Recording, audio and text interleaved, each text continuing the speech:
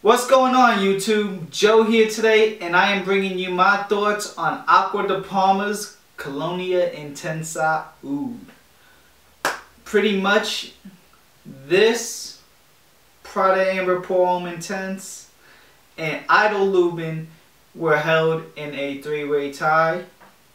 So I figured, since the Fragrance Bros got Oudvember going on, and I said I would shoot a few more vids, since this is the one fragrance out of those three that I have the most experience with, hey, why not start the take on this, right? So, this was released in 2012, very recently, from the Italian house of Acqua Di Parma. As you probably know, if you don't, a lot of houses have at least that one oud scent. This is it for Acqua Di Parma's. A lot of people also tend to compare this to Tom Ford's Oud Wood. Kinda sorta see that. It's in the softer range of ouds in comparison to the rough animalic choke slam kind of ouds. So this is on the softer side, but as my review will show, this is definitely still not a slouch. The notes that I'm picking up from it when I spray it on me is pretty much, it comes off very slightly powdery. Not so much that, like, if you don't like powder scents, you're not gonna like this, but you get a semi-slight powder accord. You're gonna pick up definitely your blast of citrus in the intro, and once that citrus kind of dies out, you're also gonna get oud, which is also in the beginning, but definitely amplifies during the duration of the fragrance. Those two are like pretty much the main accord, the two main things, and it's just, you know, citrus, oud, and then puts oud to the back. Puts citrus to the back. You're also gonna get some sort of spices. Some spices are in there. They make like a cameo appearance every now and then, just kind of being like, hey, don't forget about me. Notes of leather, which is slight leather. This isn't a leather-based fragrance by any means. And you are also, according to some people that I've spoke to about this fragrance, they say they pick up this plastic accord, or kind of plasticky. And after really trying to look through this fragrance, after really trying to look up the fragrance, I could see where you get it from, or where they might have gotten it from. Amorous contains, in the roots of amorous, it contains pretty much a balsam that is elemi, and elemi is actually a fragrance, or an ingredient used to pretty much give an aroma. And that aroma is usually found in various types of cosmetics, and since most of those cosmetics tend to kind of be like waxy, plasticky kind of sort of vibe, I could probably see that possibly playing a factor into this fragrance. So that's probably where they picked up that little plastic accord, is from the amorous, and it's pretty much like a chain reaction. Amorous, the trunk of amorous exudes the balsam, which is elemi, and so on and so forth. Elemi is in makeup, lipstick, etc., etc. When I wear this fragrance, the times I see myself trying to wear this fragrance, really for me personally, I see this as a nighttime, all seasons, and fall and winter. Maybe power meeting, business meeting during the summertime. Actually, no. Definitely.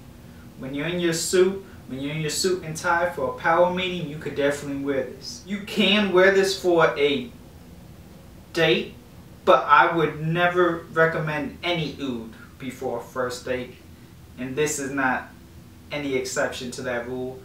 I would not wear this to a first date. You could wear it for like a casual, maybe going out to the bar, maybe. Me personally, I wouldn't. And definitely in any high-end, you know, upscale situation, you could definitely use this. Men can definitely pull this off. Women, if you are that bold type of woman, you could, you know, check this out and see if it fits your bill. But I definitely don't recommend anyone under the age of 21, unless you just so happen to, you know, be polished to that degree at a younger age and you have it all together for you. Would I recommend you wear this? Definitely a 21 and up type of scent. Definitely something for a grown person to wear. The longevity and the projection for me, on me personally, I'm getting a solid 9 hours out of this with 7 projecting. The bubble does sit closer for the sillage, but is still pretty good.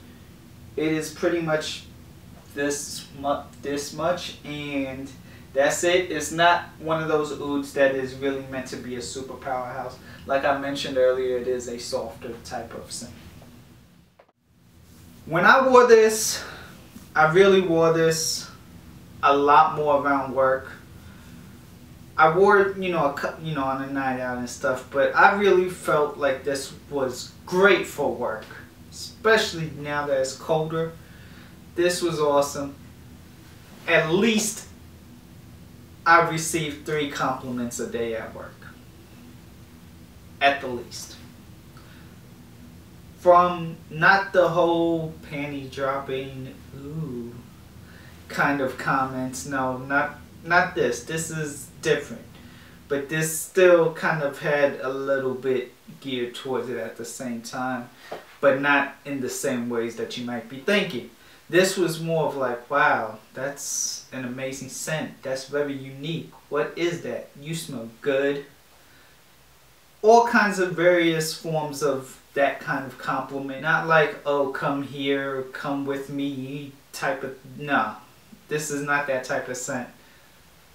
So really, that's why I really appreciate this more for work, because a lot more people at work than when I was out and about really enjoyed this scent. A few times, yeah, sure, when I was, you know, at Hooters or at the restaurants, they would say, hey, that smells good, but not like they did at work.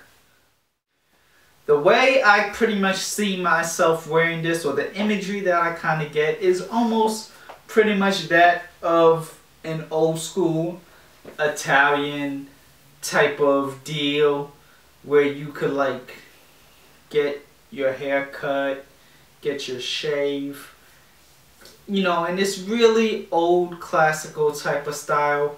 They would have the dudes who like kind of buff the shoes, and it just so happens too that they have like oud burning. Even though I don't really so much get that much of a burning oud from this, you know, the aroma of oud, how it burns throughout the shop or the barber shop. And pretty much you'll have somebody there buffing your premium leather shoes while you're there getting shaved and cleaned up with a wonderful aroma of lemon kind of shaving cream, and really just sitting back relaxed, real calm, anything at all to really kind of aggravate or upset you. Really just a release of sophistication. Packaging for Acqua Di Parma Colonia Intensa Oud. It's gonna come in this kind of box coffin with the plastic sleeve. Then you are going to open it, and this thing really doesn't stick, as you see.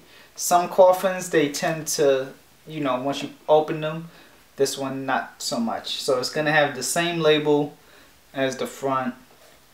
Your fragrance will sit right there within within it, and this little booklet is pretty much nothing more than the actual ingredients of the fragrance. Bottle is dark. It's a darker brown, but not like a Tom Ford. This is actually a little, maybe a shade lighter. And you're gonna have the label again. This label is really gonna be in a lot of places. Your code and everything will be at the bottom. The top, nothing on the back. And this is the 6.8 ounce. And inside of the cap there's nothing. Bottle itself, sprayer is actually pretty nice. I do like it because it comes with the ability to spray a little and a lot. So overall, it is a pretty good touch. And this thing, wow, I smell it, and I'm probably gonna smell like this forever now. So there's pretty much your presentation for Acqua Di Parma's Colonia Intensa Oud. So there's pretty much my thoughts on that guy. It comes in 2 sizes for you. It comes in a 100 ml, 3.3 ounce, which will cost you $186. And it'll also come in this big bottle right here, which is the 6.8 ounces or 6 point something ounces, which will end up costing you $260 or $280. So you could find it at like Neiman Marcus. You could maybe find it in Sephora. Definitely more so Barney's, more the upper scale, for maybe a Saks too. So check it out. Get your nose on it. It is very good stuff. Scent of the day today was actually Prada Amber Pour Homme Intense. I like it. Like I said, that was a part of the tie, so you're gonna have to wait for my thoughts on that. Let me know what your scent of the day is. Let me know if you've tried Acqua Di Parma Oud. Let me know if you've tried Oud Wood or if the comparisons fit. Let me know if you're one of the people who think it's just a plastic synthetic mess.